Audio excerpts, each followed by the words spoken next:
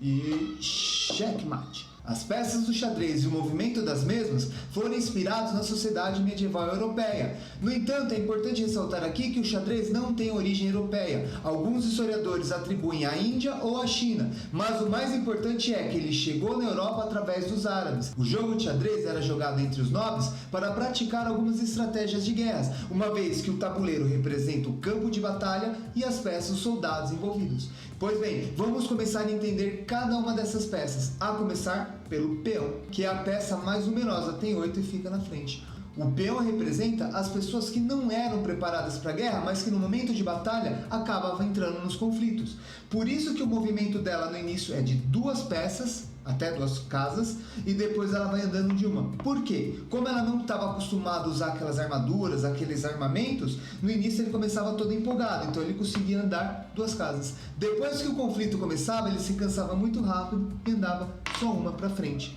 Outra coisa interessante aqui a ressaltar do peão é como ele captura, porque ele anda para frente e captura de lado. Por que isso acontece? Que era só um nobre que podia usar espadas. O peão usava uma massa de batalha ou machado, o golpe sendo na diagonal. Então por isso que ele anda para frente e captura na diagonal. Já os cavalos representam os nobres, a cavalaria da época. O movimento dele é em L porque quando a cavalaria entrava em batalha, ela vinha pelos cantos e formava um L para atacar os soldados, pegando-os de surpresa. Por isso que o movimento é sempre em L, é 2 para frente, 1 para o lado, 2 para o lado, 1 para frente, não importa como seja esse movimento. E o cavalo ele tem uma vantagem que é a única peça que consegue pular as demais. Já os bispos representam os membros da igreja. Eles também não podiam usar arma de corte, por isso que o movimento e a captura deles são de lado, porque assim como os peões, a arma que dá o combate de lado, os bispos também. Por isso que os movimentos deles são na diagonal e a captura também é na diagonal. As torres têm uma dupla função.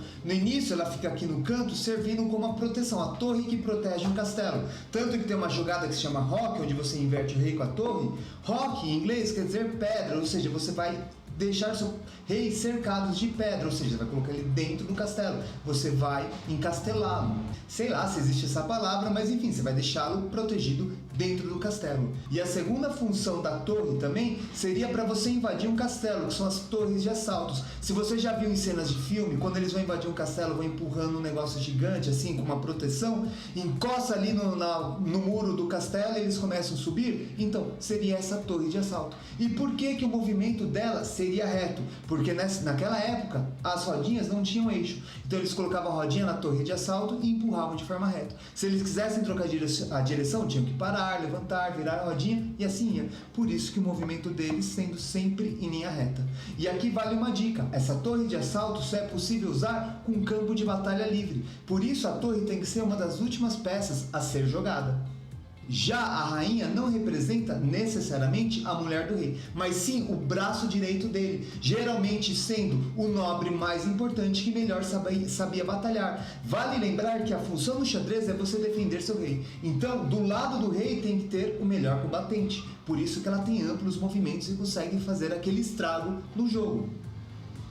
E lógico, por fim, não poderia deixar de falar do rei, que é a peça mais importante. O rei aqui representa um general, e um general muito raramente entra no campo de batalha. A função dele é ordenar. Então ele fica aqui, você tem que sempre proteger. E quando você chega e coloca o rei em xeque, ele está em perigo, você tem que tirar. Inclusive, o rei não pode ser capturado, porque a função do jogo é você limitar a ação do rei adversário.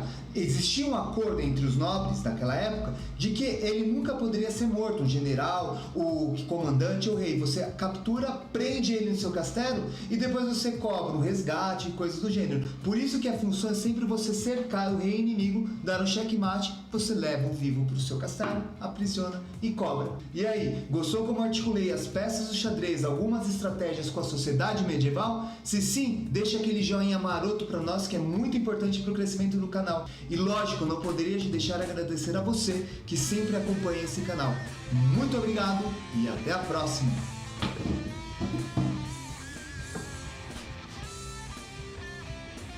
E checkmate! 1, 2, 3 e checkmate! Não vou.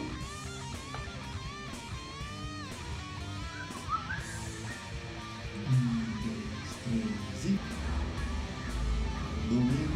lá na Zona Leste é